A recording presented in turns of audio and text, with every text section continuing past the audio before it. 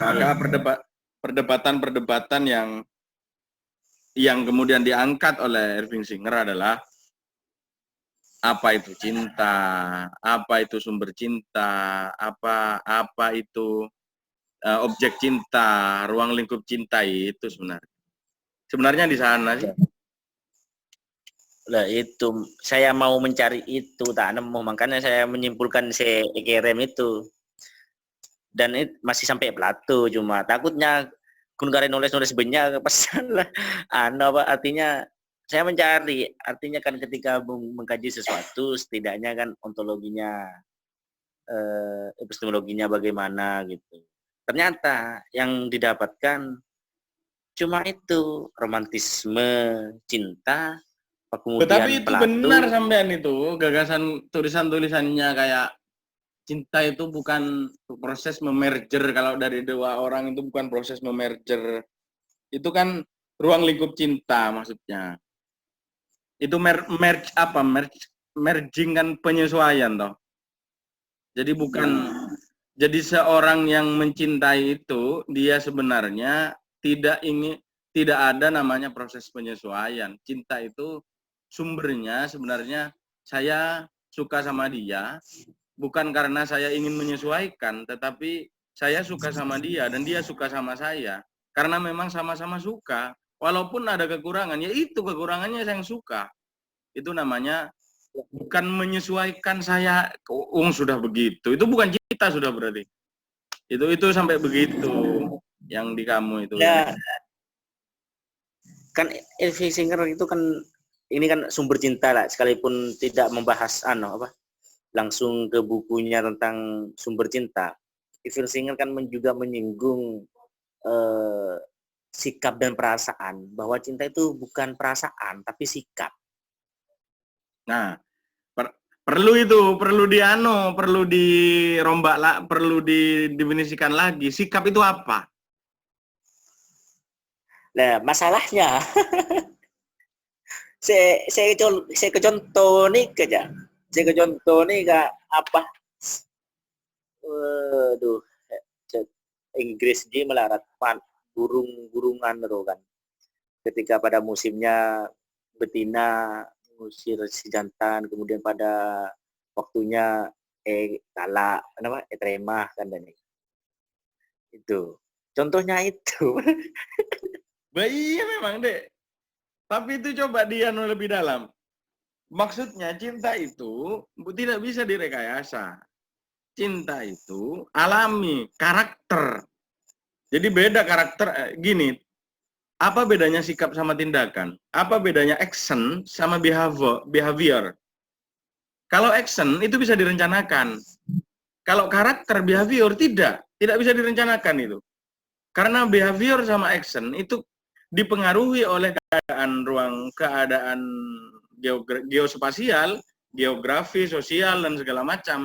Itu berpengaruh kepada sikap, behavior, karakter. Makanya cinta bukan sebenarnya yang dimaksud tindakan, cinta itu sikap. Tapi perlu apa yang dimaksud sikap itu? Tindakan apa sikap? Sikap itu berhubungan dengan sesuatu yang kemudian dapat dipahami kebenarannya, dapat kemudian menjadi ritme alam yang menyatu dengan alam, itu katanya. Itu maksudnya gitu. Bukan cinta itu, iya perasaan saya begini. Tetapi alam memanggilmu ke sana, itu cinta yang menggerakkan. Itu bahasanya. Makanya dia mencontohkan kalau saat musim empret-empretan burung, si betina akan menerima. Itu musimnya, musim pulang. Jadi yang laki-laki yang bangau-bangau itu kan kemana-mana saat era-era cari makan. Kemudian saat musim mau telur itu dia pulang ke rumah betinanya. Dia dan itu cinta katanya. Karena itu sikap si burung saat musim begitu ya empret gitu. Tapi kan tulisan saya di awal itu kan masalah teori romantismenya, bukan pada masalah cintanya ya, tentang yang sikap atau perasaan itu. Iya. Jadi Iya, sampean membacanya itu langsung menurut saya paragraf 2 dan 3 insya Allah yang membahas tentang courtly dan romance di filosofi itu sudah pembahasan natural of love yang kedua. Yang sampean tulis. itu jadi gak cukup ya. Artinya buku kan bertebel. Buku bertebel trilogi.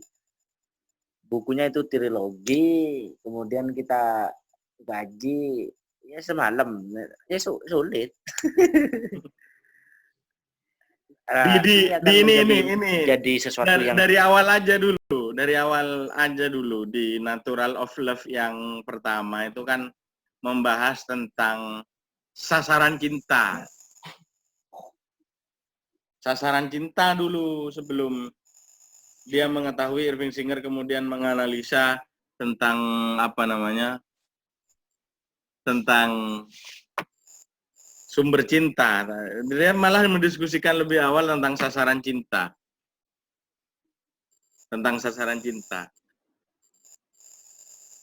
Jadi ada bukunya Socrates, kata-katanya Socrates yang berbicara tentang itu, tak cari ya.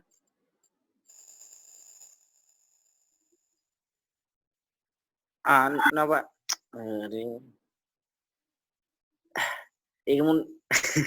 Natural of love sampai ngirim ya?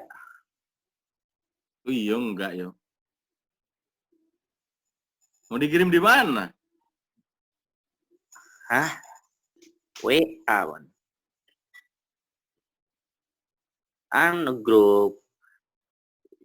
Artinya ini kan kesulitannya saya kemudian tidak menemukan sistematika yang mapan untuk bagaimana memahami ini gitu.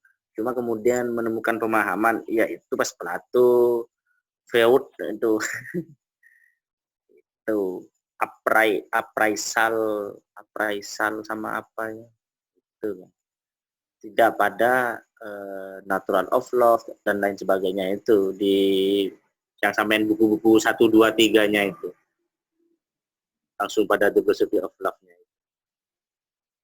Kok hilang kan hilang deh dulu.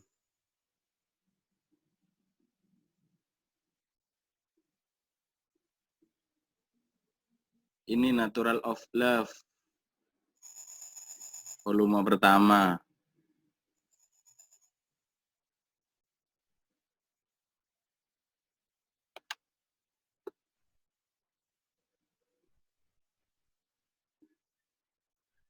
Makanya ya sebelum ini diskusi lebih lanjut, referensinya dulu mungkin yang dari beberapa buku induknya kita baca bareng gitu baru diskusi. Mendingan ini kan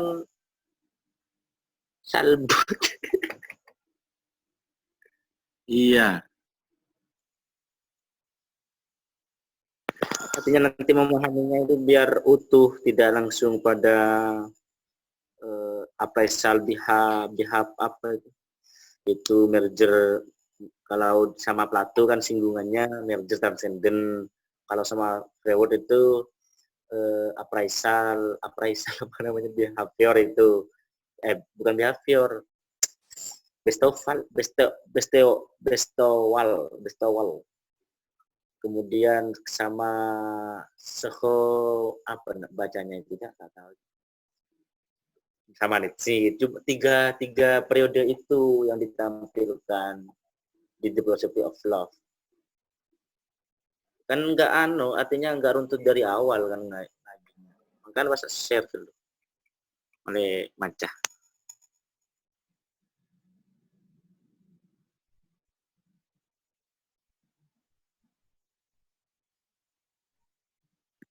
Halo.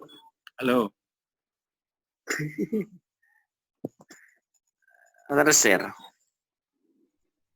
Saya di share satu cuma itu. Masih terkirim satu.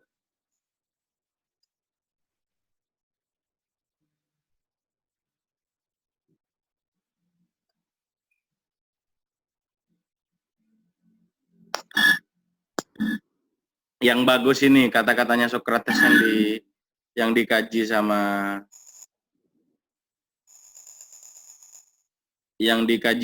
siapa namanya? Irving Singer. Jadi ada perkataan Socrates sama Aristophanes. The only object of man love is what is good. Don't you agree? Certainly I do. Apakah hanya sasaran, jadi sasaran yang dimiliki seorang laki-laki, sasaran cinta yang dimiliki seorang laki-laki itu Tuhan. Kamu sepakat apa tidak? Terus Aristophanes bilang, tentu saya sepakat. May we they say without qualification that men are in love with what is good. Bolehkah kita kemudian berkata, apakah tanpa kualifikasi seorang laki-laki itu dalam mencintai kepada sesuatu yang baik? Oh, ini apakah Apa? maybe then. Iya. Ini apakah kita dapat berkata bahwa kualifikasi cinta yang seperti itu baik? Iya, katanya. Oh, Socrates yang menjawab tuh. Iya. Tetapi apakah kita harus menambah? Tidakkah kita bertujuan kepada cinta laki-laki itu